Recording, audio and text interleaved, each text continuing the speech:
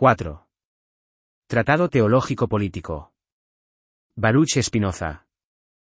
Durante el siglo XVII, los Países Bajos se erigieron en refugio para disidentes religiosos y disidentes de la religión. De este clima de mayor tolerancia se beneficiaron Pierre Bayle y René Descartes, pero la flexibilidad tenía sus límites. El joven Baruch Spinoza, nacido en 1632, un año después de que Galileo fuera juzgado por la Inquisición, seguía la práctica religiosa de los judíos españoles y portugueses que se habían instalado en Ámsterdam huyendo de la persecución católica, pero en 1656 fue anatemizado y excomulgado por los ancianos de su sinagoga por dudar de la inmortalidad del alma y aconsejar la separación entre Iglesia y Estado. Las autoridades calvinistas y católicas suscribieron fervientemente la condena, en un caso poco frecuente de ecumenismo. Spinoza, que cambió su nombre por el de Benedictus, vivió hasta 1677, ganándose la vida como pulimentador de lentes mientras seguía publicando sus meditaciones filosóficas. Hay quien dice que no era ateo de verdad, porque nunca renunció formalmente a la idea de un ser supremo, pero el clima imperante de persecución impide formarse una idea exacta de sus convicciones íntimas, como en tantos casos. En su correspondencia escribía la palabra caute. Ten cuidado, en latín, sobre un pequeño dibujo de una rosa, sub rosa. En esta obra dio un nombre falso de impresor, y dejó en blanco la página del autor. Por otro lado, no está muy claro que un panteísta sea un verdadero teísta, en cuanto que un Dios que se manifiesta a través de la naturaleza, y que forma parte de lo que crea, en cierto sentido está en todas partes y en ninguna. En todo caso, la idea de un Dios personal o interventor tiene una defensa mucho más difícil desde los esfuerzos intelectuales de Spinoza. Si los hombres fueran capaces de regirse constantemente por una regla preconcebida, si constante les favoreciera la fortuna, tendrían el alma libre de supersticiones. Más como suelen hallarse en situaciones tan difíciles que les imposibilitan adoptar resolución alguna racional, como casi siempre fluctúan entre el temor y la esperanza, por bienes que no saben desear moderadamente, su espíritu está siempre abierto a la más exagerada credulidad. Vacilan en la incertidumbre, el menor impulso les mueve en 1000 rumbos diferentes, y a su inconstancia se agregan las fatigas del temor y la esperanza. Por lo demás, observadle en otras situaciones y le hallaréis confiado en el porvenir, lleno de orgullo y jactancioso. Hechos son esos que, en mi concepto, nadie ignora, aunque es verdad que los hombres suelen vivir ignorantes de sí mismos. Nadie, repito, ha podido ver los hombres sin observar que, cuando prósperos viven, se jactan todos, aun los más ignorantes, de tan grande sabiduría, que les rebajaría recibir un consejo. Sorpréndeles la adversidad, hállanse indecisos, piden consejo a cualquiera, y por absurdo, frívolo e irracional que sea, síguenle ciegamente. Pronto y al menor indicio vuelven a esperar mejor porvenir o a temer mayores males. Si mientras les domina el temor ocurreles incidente que recuerda un bien o un mal ya pasados, auguran inmediatamente que el porvenir les será propicio, o que les será funesto, y 100 veces engañados por el éxito, no dejan nunca de creer en presagios buenos y malos. Si presencian algún fenómeno extraordinario y admirable, dicen que el tal prodigio es prueba de la ira divina, del enojo del Eterno, y entonces, al no orar ni hacer sacrificios, llamanlo impiedad esos hombres, guiados por la superstición, y que lo que es religión ignoran. Quieren que toda la naturaleza sea cómplice de su delirio, y fecundos en ridículas ficciones, la interpretan de 1000 maravillosos modos. Por donde se ve que los hombres más dados a toda clase de superstición son también los que más desmedidamente apetecen bienes completamente inseguros, apenas vislumbran un peligro, como no pueden socorrerse, imploran el divino auxilio con lágrimas y oraciones, a la razón, en efecto impotente para trazarles segura ruta al vano objeto de sus deseos, la llaman ciega, y a la humana sabiduría cosa inútil, pero los delirios de la imaginación, los sueños, todo género de extravagancias y puerilidades. Son a sus ojos respuestas con que Dios satisface sus deseos. Dios detesta a los sabios. No en nuestro espíritu, sino en las fibras de los animales grabó sus decretos. El idiota, el loco, el ave, son los seres que anima con su hálito, los que nos revelan el porvenir. En tal exceso de delirio, lanza el temor a los hombres. La verdadera causa de superstición, lo que la conserva y entretiene es, pues, el temor. Si las pruebas que he dado no satisfacen y si se quieren ejemplos particulares, citaré a Alejandro, que no fue supersticioso ni recurrió a los magos, hasta que a las puertas de Susa, su suerte le inspiró temores, Véase Quinto Curcio, libro V, capítulo 4. Una vez vencido Darío, cesó de consultar con los adivinos hasta que la defección de los bactrianos, la persecución de los escitas y el dolor de su herida, que le obligó a guardar cama, vinieron a despertar nuevamente el terror en su espíritu. Entonces, dice Quinto Curcio, se sumió otra vez en las supersticiones, vanos juguetes del espíritu humano, y lleno de una fe ciega en Aristandro, le ordenó hacer sacrificios para inquirir el resultado de sus asuntos. Otros infinitos ejemplos pudiera citar y probar evidentemente que la superstición no entra sino con el miedo en el corazón humano, y que todos esos objetos de una vana adoración no son más que fantasmas, obra de un alma tímida en que la tristeza lleva al delirio, y, finalmente, que los adivinos solo han gozado crédito durante las grandes calamidades de los imperios, siendo entonces especialmente temibles para los reyes. Pero como todos esos ejemplos son perfectamente conocidos, no creo necesario insistir más en este punto.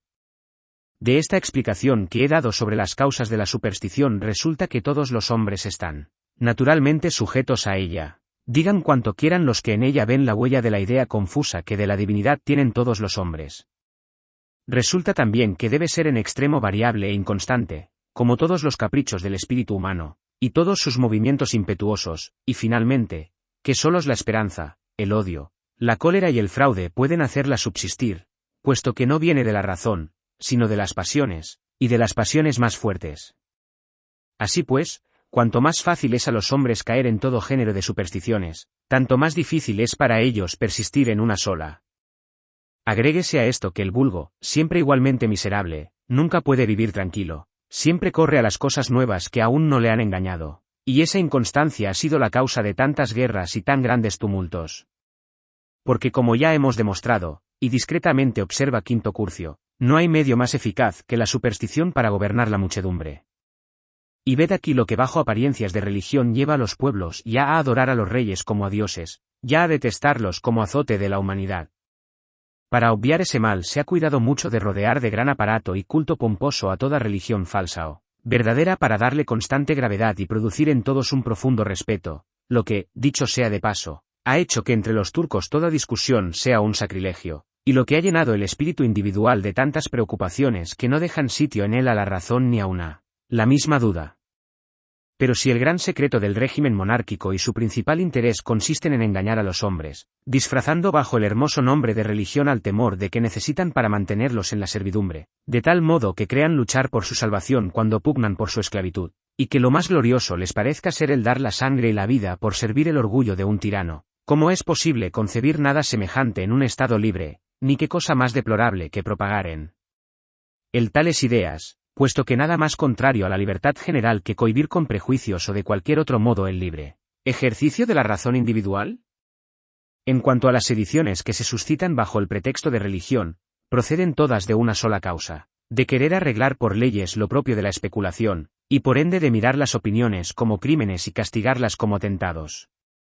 Pero no a la salud pública se inmolan víctimas, sino al odio y crueldad de los perseguidores. Que si el derecho del Estado se limitase a reprimir los actos dejando impunes las palabras, fuera imposible dar a tales alteraciones el pretexto del interés y del derecho del Estado, y las controversias no llegarían a sediciones. Habiéndome cabido en suerte vivir en una república en que cada uno dispone de perfecta libertad para adorar a Dios a su modo, y en que nada es más caro a todos ni más dulce que la libertad, he creído hacer una cosa, acaso de cierta utilidad, demostrando que la libertad de pensar, no solamente puede conciliarse con la conservación de la paz y la salud del Estado, sino que no puede destruirse sin destruir al mismo tiempo la paz del Estado y la piedad misma. Este principio trato de fundar en el presente tratado. Mas para ello he juzgado necesario disipar ante todo ciertos prejuicios, restos los unos de nuestra antigua esclavitud, fundados en la religión, y otros fundados en el derecho de los poderes soberanos. Vemos, en efecto, a ciertos hombres con extremada licencia entregarse a toda clase de maniobras para apropiarse la mayor parte de ese derecho, y bajo el velo de religión extraviar al pueblo, aún no bien curado de la antigua superstición pagana, de obediencia de los poderes legítimos, a fin de sumergir nuevamente todas las cosas en la esclavitud. ¿Qué orden seguiré en la exposición de estas ideas? Esto es lo que en breves palabras voy a decir inmediatamente, pero ante todo, quiero explicar los motivos que me han determinado a escribir. Sorprendióme muchas veces ver hombres que profesan la religión cristiana, religión de amor, de bondad, de paz, de continencia, de buena fe, combatirse mutuamente con tal violencia, y perseguirse con saña tan fiera, ¿qué más hacen distinguida su religión por estos que por los otros caracteres antes enumerados? Que a tal extremo han llegado las cosas, que nadie puede distinguir un cristiano y un turco, un judío y un pagano si no es por la forma exterior y el vestido, por saber qué iglesia frecuenta, por conocer su adhesión a tal o cual sentimiento, o por seguir la opinión de tal o cual maestro. Mas en cuanto a la práctica de la vida, no veo entre ellos ninguna diferencia. Al indagar la causa de este mal, hallé que principalmente procede de mirar como ventajas materiales las funciones del sacerdocio, las dignidades y los deberes de la Iglesia, y de que el pueblo cree que toda la religión estriba en los honores tributados a sus ministros.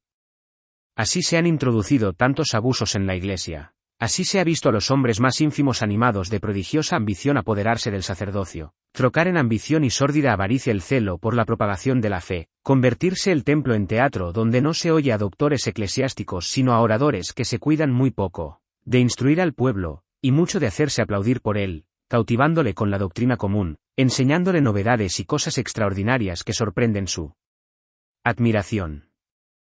De ahí esas disputas, envidias y odios implacables que el tiempo no puede borrar. No es de admirar, después de esto, que solo haya quedado de la antigua religión el culto exterior, que más es adulación que homenaje a Dios, y que la fe no sea hoy más que prejuicios y credulidades. ¿Y qué prejuicios, Dios mío? Prejuicios que a los hombres racionales los transforman en brutos, privándoles del libre ejercicio de su razón, discernir lo falso de lo verdadero, que parecen forjados deliberadamente para extinguir y sofocar la antorcha de la razón humana. La piedad y la religión se han convertido en un círculo de misterios absurdos, y resulta que los que más desprecian la razón, que los que rechazan el entendimiento acusándole de corrompido en su naturaleza, son, raro prodigio, justamente los que se dicen más iluminados por la divina luz. Pero en verdad, si tuvieran un solo destello de la tal, no se inflarían con ese orgullo insensato. Aprenderían a honrar a Dios con mayor prudencia, y se distinguirían por sentimientos, no de odio, sino de amor. Finalmente, no perseguirían con tanta animosidad a los que no participan de sus opiniones, y si en efecto no les preocupara su fortuna, sino la salvación de sus adversarios, solo piedad tendrían para ellos. Es verdad, lo confieso, que admiran los profundos misterios de la Escritura, pero no sé que hayan enseñado nunca otra cosa que las especulaciones de Platón y Aristóteles, y a ellas acomodaron la Escritura temiendo acaso pasar por discípulos de los paganos. No les bastó incurrir en los sueños insensatos de los griegos, quisieron ponerlos en boca de los profetas, lo que demuestra que no ven la divinidad de la Escritura sino al modo de las gentes que sueñan, y cuando más se extasían en las profundidades de la Escritura, más atestiguan que no es fe lo que les infunde, sino extremada complacencia. Prueba de ello es que parten siempre, cuando comienzan la explicación de la Escritura y la indagación de su verdadero sentido, del principio de que la Escritura es siempre verídica y divina. Esto es lo que debiera resultar del examen severo de la Escritura bien comprendida, de suerte que toman por regla de interpretación de los libros sagrados, lo que estos mismos libros enseñarían bastante mejor que todos sus inútiles comentarios. Una vez consideradas en conjunto todas estas cosas, a saber, que la luz natural no solamente aparece despreciada, sino que muchos la condenan como fuente de impiedad, que las ficciones humanas pasan por revelaciones divinas, y la credulidad por fe y, finalmente, que las controversias de los filósofos suscitan en la Iglesia y en el Estado las pasiones más ardientes, de donde nacen los odios, las discordias y las sediciones que son su consecuencia, sin hablar de un sinnúmero de males que fuera muy largo enumerar, me propongo hacer un examen nuevo en la Escritura, y llevarlo a cabo con espíritu libre y sin prejuicios, teniendo cuidado de no afirmar nada ni reconocer nada como doctrina santa, sino lo que la misma Escritura claramente enseña. Con el auxilio de esta regla me he formado un método para interpretar los libros sagrados, y una vez en posesión de este método, me propongo esta cuestión primera, ¿qué es la profecía? ¿Cómo se reveló Dios a los profetas? ¿Por qué los escogió Dios? ¿Acaso porque tenían sublimes ideas de Dios y de la naturaleza, o solamente en razón de su propiedad? Resueltas estas cuestiones, fácil me será establecer que la autoridad de los profetas no tiene verdadero peso sino en lo que toca a la práctica de la vida y a la virtud. En todo lo demás, sus opiniones carecen de verdadera importancia.